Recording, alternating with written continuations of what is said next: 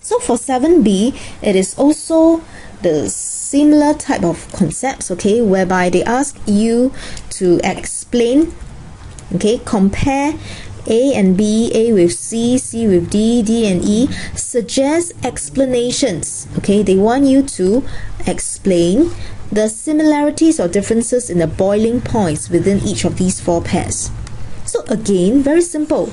You are talking about boiling point, so straight away you need to talk about SBE. Yes. So again, look through all this.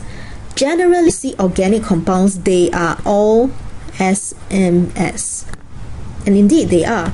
If you draw out A, okay, carbon 1, 2, 3, 4, 5. So 1, 2, 3, 4, 5. First carbon has 3 hydrogen. Second carbon has 2 hydrogen. And then so on and so forth. Okay, I'm not going to draw the hydrogen. You can write it in on your own. For B, I have 1 central carbon and I have 4 CH3 groups surrounding it.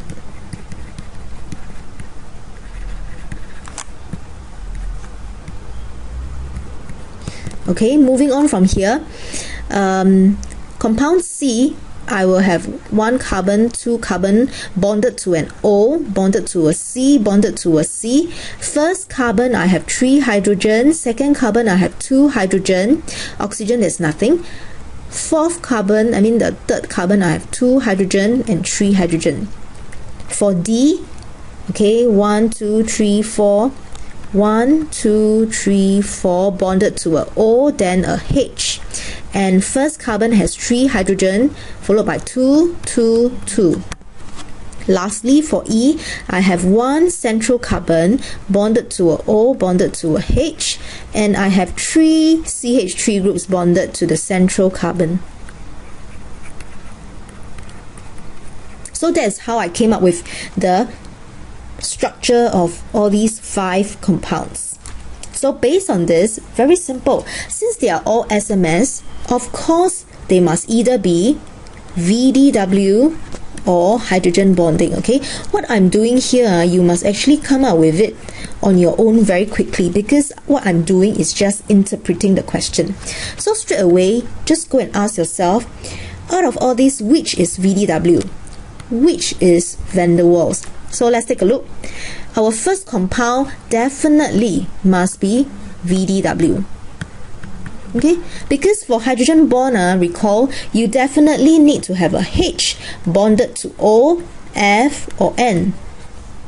But A doesn't have anything like this.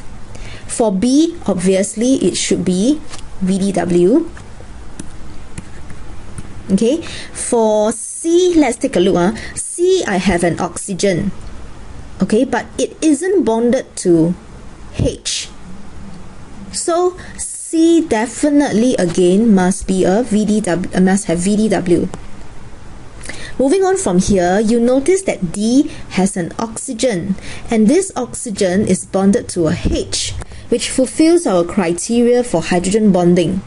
So definitely D must have H bonding. Okay, for E, it is also the same thing. Your O here is bonded to a H, which fulfills our criteria for H bonding. So again, E definitely must have hydrogen bonding. So based on this, it's very easy to explain already. For A and B, let's take a look. A and B, you notice their MR is exactly the same. Okay, so based on this, let's do a quick recap again. VDW, there are 2 factors to consider. Number 1 is the shape of the molecule. Okay, and number 2, it must be the electron cloud size. So based on this, our MR is exactly the same. So electron cloud size definitely also the same. So it is not what we want to discuss. Definitely we need to discuss the shape of the molecule. So the first one is linear, second one is branched. So definitely A will have a higher boiling point. So let's take a look at the explanation. Okay, so based on this, you should have A and B, they have simple molecular structure. Okay, this is our S. Then they have weak intermolecular van der Waals forces of attraction. This is our B.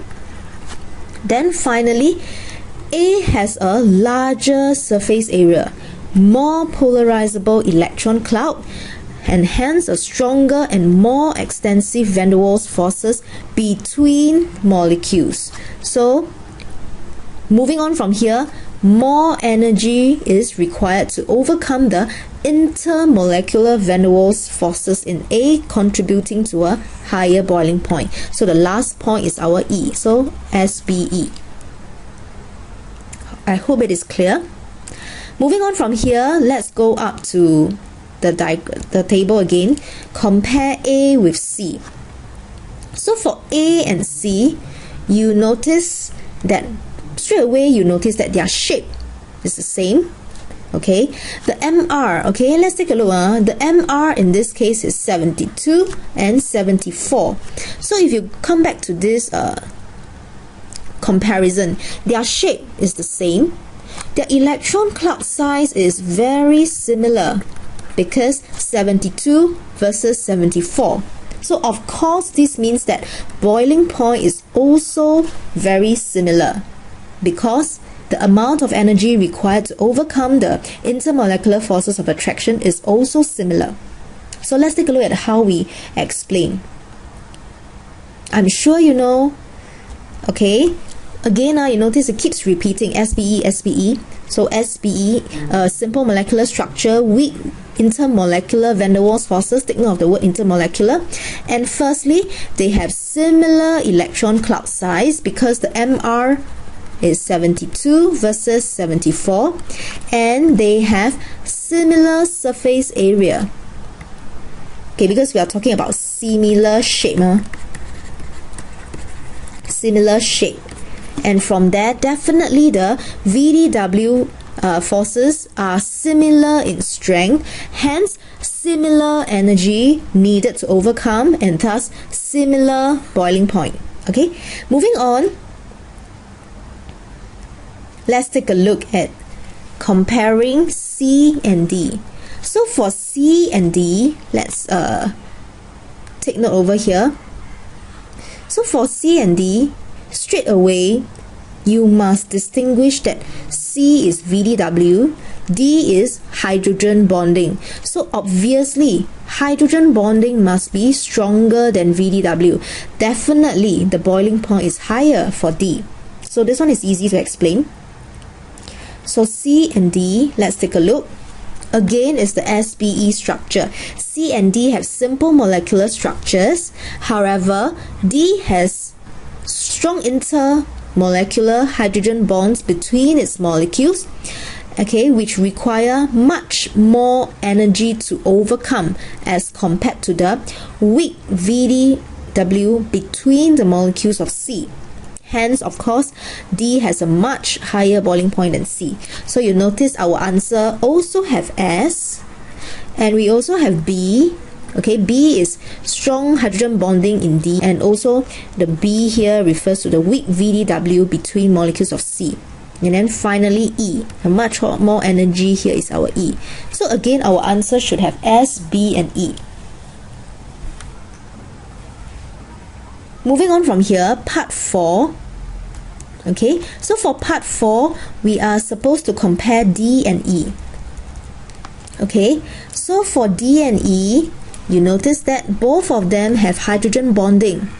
Okay, but in this case, you notice, okay, so this one can also apply for hydrogen bonding. In this case, the shape of the molecule is different, but the electron cloud size is exactly the same. So we need not talk about the electron cloud size in our explanation. Just talk about the shape of the molecule. Okay, so for part 4, again, SBE. Simple molecular structures, both D and E have intermolecular hydrogen bonds, and they have weak van der Waals forces. Remember, we were talking about our Venn diagram. If a molecule have hydrogen bonding, it must definitely have PD-PD, and it also definitely must have ID-ID. Okay, so in this case, then however, D has a larger surface area. Okay, of course, have a larger surface area. It's linear. This one is branched. So larger surface area. Okay, which leads to a more polarizable electron cloud and hence giving rise to a stronger van der Waals forces of this one. Please add in stronger van der Waals forces of attraction between our D molecules. Okay, and hence of course more energy required to overcome the intermolecular van der Waals forces in D, contributing to a higher boiling point. Okay, take note, we keep using the words intermolecular because when you're talking about forces holding the particles together, you need to mention between what particles and what particles. Okay, so we have come to the end of question 7. This question 7 is very important because the question didn't tell you what exactly to write. You have to base on the fact that they are talking about boiling point, melting point, okay, and use this to think of the fact that you need to write SBE in your answer.